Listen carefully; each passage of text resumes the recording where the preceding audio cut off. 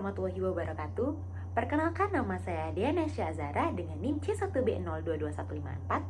Di sini saya akan mempresentasikan secara singkat hasil tugas saya di mata kuliah Manajemen Mutu Terpadu yang diberi tugaskan oleh dosen pengampu Bapak Bambang Purnomo, SEMM.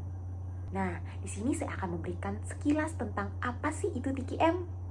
TQM adalah suatu sistem manajemen kualitas yang berfokus pada pelanggan atau customer focus dengan melibatkan semua level karyawan dalam melakukan peningkatan atau perbaikan yang berkesinambungan secara terus-menerus. Total Quality Management atau TQM menggunakan strategi, data, komunikasi yang efektif untuk mengintegrasikan kedisiplinan kualitas ke dalam budaya dan kegiatan-kegiatan perusahaan. Ada 7 alat pada TQM. Apa saja sih? Yang pertama ada histograph, yang kedua Pareto chart, yang ketiga flow chart, yang keempat control chart, yang kelima check sheet, yang keenam cause effect diagram, dan yang terakhir yang ketujuh scatter diagram. Penjelasan lebih lanjut tentang histograph adalah tampilan bentuk grafis untuk menunjukkan distribusi data secara visual atau seberapa sering suatu nilai yang berbeda itu terjadi dalam sekumpulan data.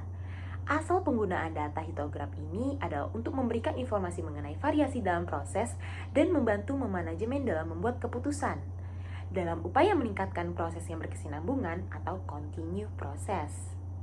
Lalu, apa sih contoh alat histograf ini? Contohnya, suatu kelas memiliki data tinggi badan siswa dalam sebuah kelas.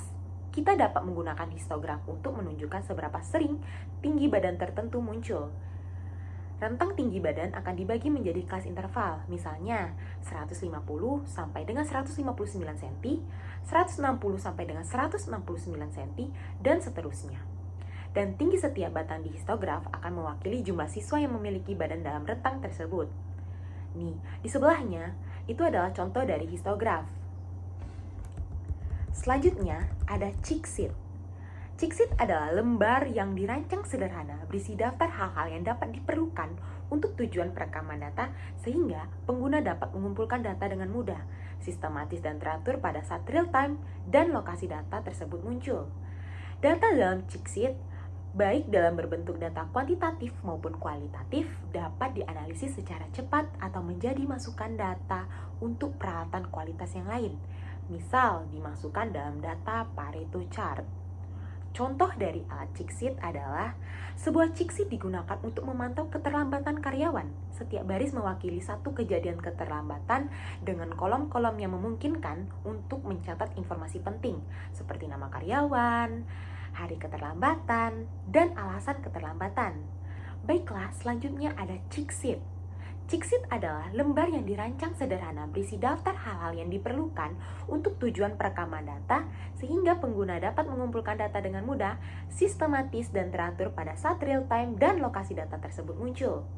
Data dalam cheat sheet baik dalam berbentuk data kuantitatif maupun kualitatif dapat dianalisa secara cepat atau menjadi masukan data untuk peralatan kualitas yang lain, misal dimasukkan dalam data Pareto chart. Lalu apa sih contoh dari alat cheat sheet ini? Sebuah cheat sheet digunakan untuk memantau keterlambatan karyawan. Setiap baris mewakili satu kejadian keterlambatan dengan kolom-kolom yang memungkinkan untuk mencatat informasi penting seperti nama karyawan, hari keterlambatan, dan alasan keterlambatan. Penggunaan cheat sheet semacam ini memungkinkan manajer atau tim untuk melacak dan menganalisis pola keterlambatan karyawan dari waktu ke waktu. Dengan melihat data yang terkumpul, tindakan dan perbaikan dapat diambil, seperti memberikan pelatihan tambahan kepada karyawan yang sering terlambat atau mengevaluasi kebijakan perusahaan terkait keterlambatan. Di sebelahnya, ada contoh dari cheat sheet. Selanjutnya, ada Pareto chart. Apa sih Pareto chart itu? Pareto chart adalah grafik batang yang menunjukkan masalah berdasarkan urutan banyaknya jumlah kejadian. Urutannya mulai dari jumlah permasalahan yang paling banyak terjadi hingga pada permasalahan yang frekuensinya paling sedikit terjadi. Dalam grafik ditunjukkan, batang grafik tertinggi berada pada posisi paling kiri hingga grafik terendah pada posisi paling kanan. Contoh dari alat Pareto chart ini adalah suatu pabrik mencari penyebab keterlambatan produksi di pabriknya. Data yang terkumpul tentang berbagai penyebab keterlambatan diurutkan berdasarkan frekuensi mereka dan presentasi kumulatif ditampilkan. Garis vertikal menunjukkan presentase kumulatif dari keseluruhan kontribusi. Garis ini membantu memvisualisasikan kontribusi relatif dari setiap faktor terhadap total masalah. Dengan fokus pada faktor-faktor teratas yang menyumbang sebagian besar masalah, manajemen dapat mengarahkan upaya perbaikan mereka dengan lebih efektif. Di sebelah kanannya ada contoh dari Pareto chart. Selanjutnya ada cause effect diagram. Nah, cause effect diagram ini biasa lebih dikenal dengan fishbone diagram.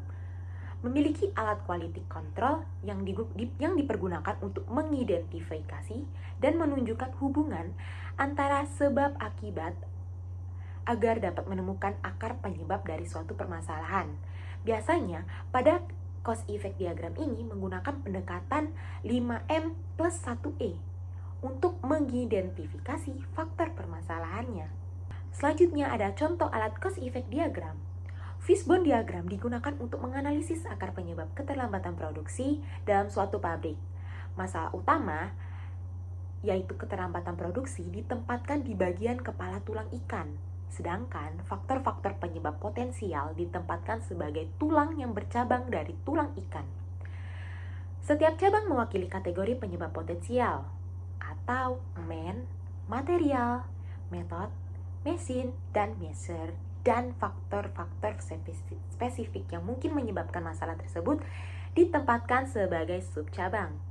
Dengan menggunakan fishbone diagram ini, tim atau manajemen dapat secara sistematis mengeksplorasi dan menganalisis berbagai faktor yang mungkin menyebabkan keterlambatan produksi, sehingga memungkinkan mereka untuk mengidentifikasi solusi yang tepat untuk mengatasi masalah tersebut.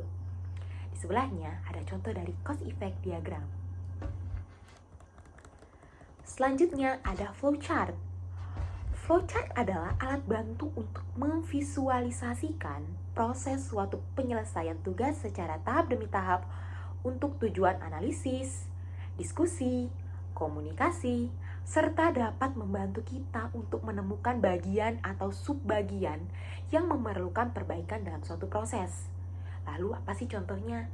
Contoh dari alat flowchart ini adalah dalam satu contoh di suatu perusahaan, langkah-langkah yang terlibat dalam proses pengajuan izin perjalanan. Proses dimulai dengan menyiapkan dokumen, kemudian memeriksakan apakah dokumen tersebut lengkap. Jika dokumen tidak lengkap, langkah-langkah akan diulangi hingga dokumen lengkap disiapkan. Setelah itu, formulir permohonan diisi dan dokumen diserahkan. Dokumen kemudian diperiksa oleh otoritas yang berwenang, dan jika disetujui, mereka akan mengirimkan izin perjalanan tersebut. Jika dokumen tidak disetujui, langkah-langkah akan diulangi untuk memeriksa kembali dokumen. Proses berakhir setelah dokumen disetujui dan izin perjalanan diterbitkan. Lalu di sebelah kanannya ada contoh dari flowchart. Selanjutnya ada scatter diagram. Scatter diagram adalah alat yang berfungsi untuk melakukan pengujian terhadap seberapa kuatnya hubungan antara dua variabel serta menentukan jenis hubungannya. Hubungan tersebut dapat berupa berhubungan negatif, positif, atau tidak berhubungan sama sekali. Bentuk dari scatter diagram adalah gambaran grafis dari sekumpulan titik-titik dari nilai sepasang variabel, yaitu variabel X dan Y. Lalu contoh dari alat scatter diagram adalah suatu kelas memiliki sumbu horizontal, memiliki jumlah jam belajar, sedangkan sumbu vertikal mewakili nilai ujian matematika. Titik-titik pada diagram akan menunjukkan hubungan antara jumlah jam belajar dan nilai ujian matematika untuk setiap siswanya. Jika terdapat pola naik atau turun dalam peningkatan nilai ujian matematika seiring dengan peningkatan jumlah jam belajar, maka itu menunjukkan adanya hubungan antara kedua variabel tersebut. Scatter diagram membantu kita memvisualisasikan hubungan ini dengan jelas. Di sebelah kanannya ada contoh dari scatter diagram. Nah, selanjutnya ada control chart. Control chart adalah salah satu tools yang berbentuk grafik dan dipergunakan untuk memonitor atau memantau stabilitas dari suatu proses, serta mempelajari perubahan proses dari waktu ke waktu. Contoh dari alat control chart ini adalah di suatu perusahaan ingin menghitung data pengukuran berat produknya. dapat dilakukan dengan menghitung MEN-nya dan batas kontrol untuk membuat kontrol chart. Kemudian, kita dapat memplot data pada chart tersebut dan memantau apakah berat produk berada dalam batas kontrol atau tidak. Jika berat produk melebihi batas kontrol, itu bisa menandakan bahwa ada masalah dalam proses produksi yang perlu ditangani. Baiklah, di sebelahnya ada gambar dari control chart. Baiklah, mungkin saja itu yang bisa saya presentasikan dari mata kuliah Manajemen Mutu Terpadu.